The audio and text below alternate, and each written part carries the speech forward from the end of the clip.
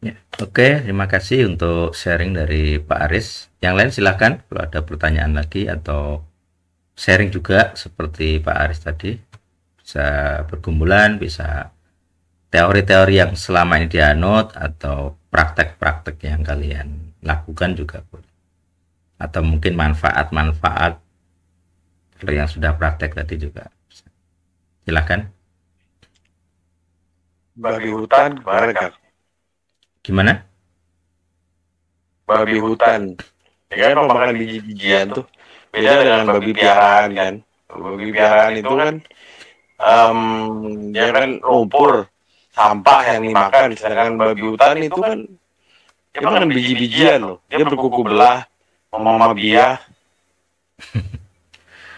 Ya, Oh, kalau dari sisi spesies sudah nggak masuk.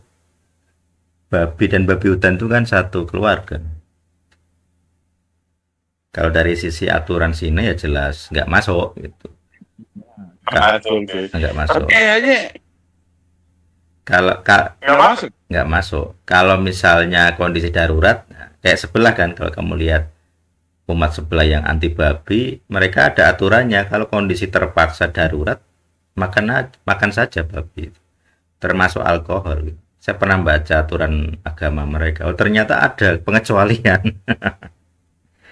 Jadi kalau ada darurat, termasuk untuk takia gitu ya. Jadi kalau terpaksa mereka makan babi atau minum alkohol demi keselamatan, mereka oke-oke saja. Jadi walaupun mereka keluar-keluar ya anti babi kayak anti alkohol, tapi kalau kondisi terpaksa mereka oke-oke saja, boleh. Maksudnya mereka bikin alasan, oh boleh kok karena terpaksa. Nah, tafsir terpaksa kan buatan mereka sendiri, sama seperti terpaksa berperang gitu. Alasannya orang Kristen menyerang. Lah bikin gereja kok disebut menyerang nah, gitu. Jadi kita bikin gereja itu dianggap ditafsir sebagai serangan kepada agama mereka. Ya gitu-gitulah. Nah, di Kristen sendiri kita menafsir makanan itu simpel saja. Kamu mau makan sebagai ibadah atau makan untuk enak, itu aja. Kalau kamu makan demi enak makannya, menikmati makanan, terus kamu bergumul dengan aturan makanan, sudah pasti akan bentrok, sudah pasti.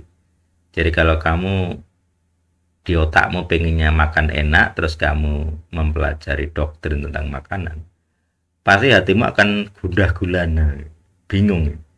Saya akan ikut aturan kitab atau enggak. Makanya seperti para penafsir, penerjemah, berusaha untuk supaya hati mereka tidak gundah gulana. Apa? Ya bikin aja doktrin di dalam tafsiran bahwa Yesus menghalalkan segala makanan. Itu buatan penerjemah. Tidak ada, aslinya Yunani aja tidak ada.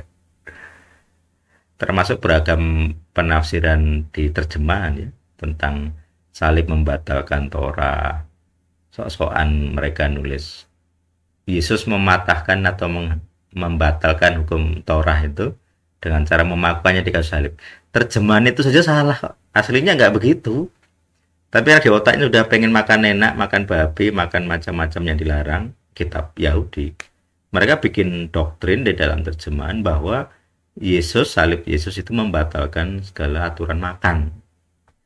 Padahal konsili Yerusalem itu masih ada sebagian yang dilarang. Jadi mereka piye coba? Jadi mereka menerjemahkan dengan otaknya pengen makan enak, tapi di konsili Yerusalem sendiri itu ada larangan beberapa jenis makanan. Mereka nggak pernah mikir itu. Berarti kan ada pengecualian. Lah terus kalau ada pengecualian, kok berarti kan boleh nih pengecualian lain. Maksudnya begini, kalau mereka bilang dibatalkan segalanya, tapi di konsili Yerusalem tidak dibatalkan. Larangan darah itu sudah ada sejak Sinai. Larangan makan berhala juga sudah ada. Larangan hewan dicekik juga sudah ada. Jadi artinya larangan-larangan PL hukum Torah tidak dibatalkan konsili Yerusalem. Poinnya di situ. Kalau ada orang ngoceh mengajarkan pokoknya Yesus membatalkan Torah, pasti nggak pernah baca kisah 15. Nggak pernah bergumul, nggak pernah baca, nggak pernah paham. Kalaupun baca nggak paham gitu ya, jadi otaknya nggak paham. Di matanya membaca, otaknya nggak ngerti bahwa kok nggak sinkron ya dengan doktrin saya bahwa hukum Torah dibatalkan semua. Ternyata nggak dibatalkan semua. Nah, soal babi ya tadi. Prinsip saya, kamu mau makan enak atau mau makan sebagai ibadah gitu aja. Kalau kamu memilih pengen makan enak terus bergumul tentang makanan ibadah, sulit gitu ya. Karena bentrok, sulit gitu. Kecuali ada pengecualian itu. Misalnya dalam doktrin tentara mereka akan diajari makan segalanya. Kalau ada ular ya dimakan ular, kalau ada kalajengking ya dimakan. Apapun yang tersedia dimakan. Itu doktrin militer gitu. Dalam kasus begini apakah mereka bisa mengikuti makanan ibadah dengan banyak pergumulan tadi? Pasti tidak.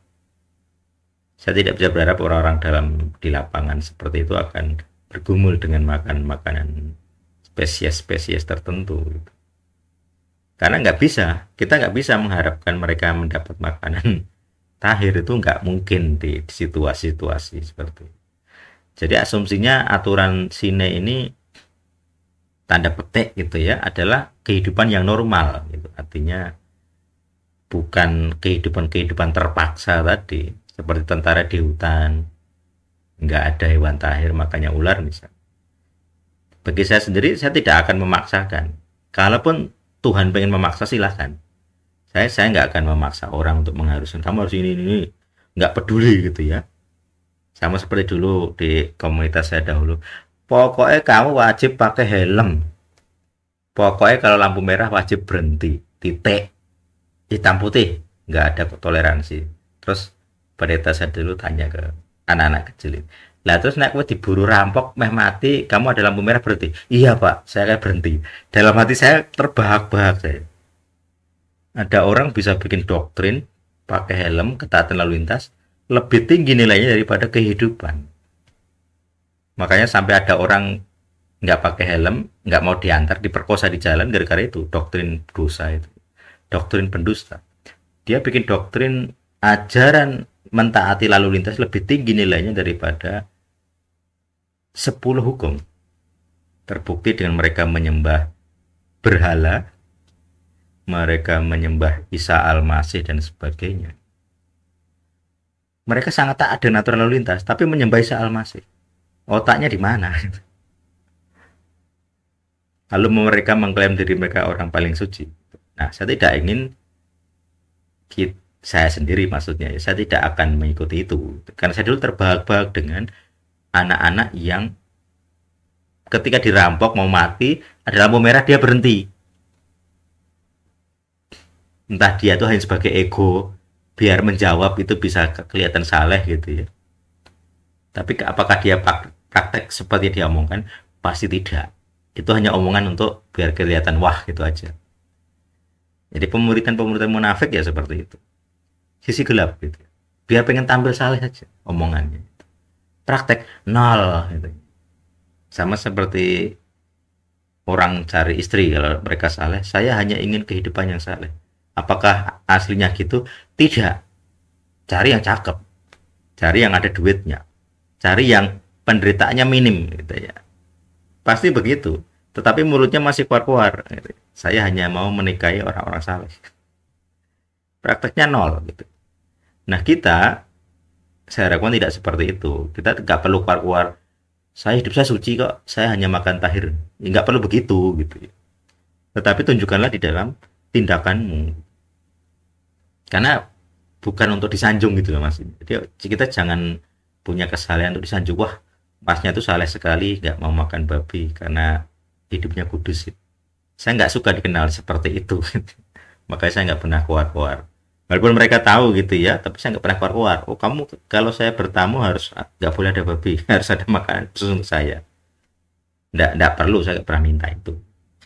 Nah ini hal seperti ini maksudnya di filosofi, bukan di teologi. Saya jarang mendengar teologi mengajarkan hal seperti ini. Berat, karena mereka punya pakem gitu, terutama teologi Eropa. Kalau mereka membahas hukum sine misalnya, mereka bilang, lo kan sudah batal oleh Yesus. Dengan dibantah Konsili Yerusalem mereka bingung. Menjawab ke piye? Loh, katamu dibatalkan, lah itu di Konsili Yerusalem masih dibahas. Masih dilarang tuh. Thomas Aquinas bilang yang boleh, yang masih PB jalankan hanya aturan-aturan spiritual. Lambene Thomas Aquinas ini bagaimana? Dia bilang aturan-aturan legal nggak dilanjutkan di PP. Padahal di Konsili Yerusalem masih ada.